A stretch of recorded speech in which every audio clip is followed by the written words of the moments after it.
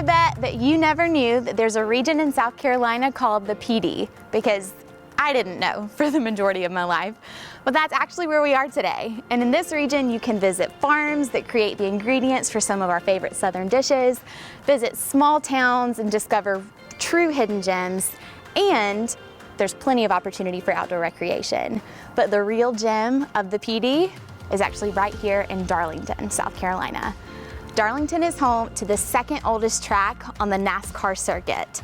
And whether you know it as the track Too Tough to Tame or the Lady in Black, this track is steeped in history and tradition of the sport of NASCAR. And I am so excited to experience it today for the first time. Y'all, welcome to Darlington Raceway. Let's go for it.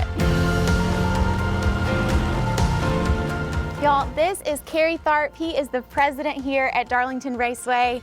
Kerry, this track has a lot of history in South Carolina. Can you tell me a little bit about that and maybe where it got its names? This is one of the oldest tracks in all of NASCAR. In fact, it's the second oldest. It was built in 1949, and it's got a lot of nicknames. The Lady in Black, Too Tough to Tame. Probably a lot of nicknames I can't mention on air, but it's a track that has so much history and so much tradition. If you equated it to another sport, we're the Wrigley Field of NASCAR.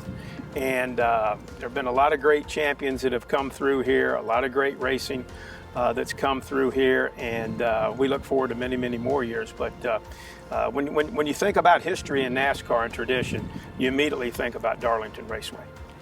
Awesome. Well, do you think maybe you could give me a loop around the track here? I'd be more than glad to give you some pace laps. Now, I'm not going to give you the full experience that, say, a Jimmy Johnson or a Kyle Busch would, because those guys are professionals, and I'm pretty much of a novice driver with not a whole lot of fortitude, okay? But on this racetrack, which is only 1.366 miles, and it's shaped unlike any other track on the circuit, none of the corners are the same. And they'll go upwards of 195 miles an hour on the backstretch. Now, I won't do that with you today, but I'm just telling you, can you imagine being out on this racetrack, as narrow as it is, with 38 or 39 other competitors, and most of them don't like you. And so you're going to be doing 180, 190 miles an hour. Can you imagine doing that on I-20 or I-26? Huh? Not at all. Let me tell you, we're going to do that, but we won't go that fast. I promise you. We won't go that fast. Nice and safe. Yes, ma'am. Awesome. Let's go for it.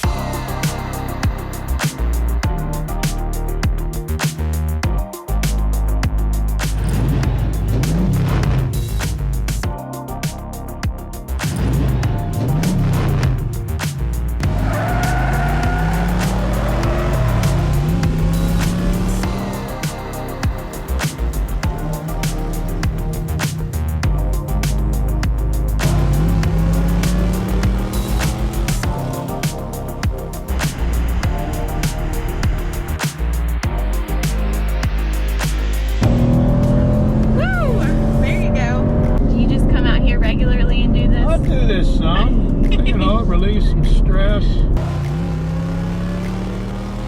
These racers do like 200 or more. I cannot imagine. That was a rush. And so now that we got our racing experience, we're gonna head over to the Stock Car Museum to get a little bit of the history of the track. Let's go.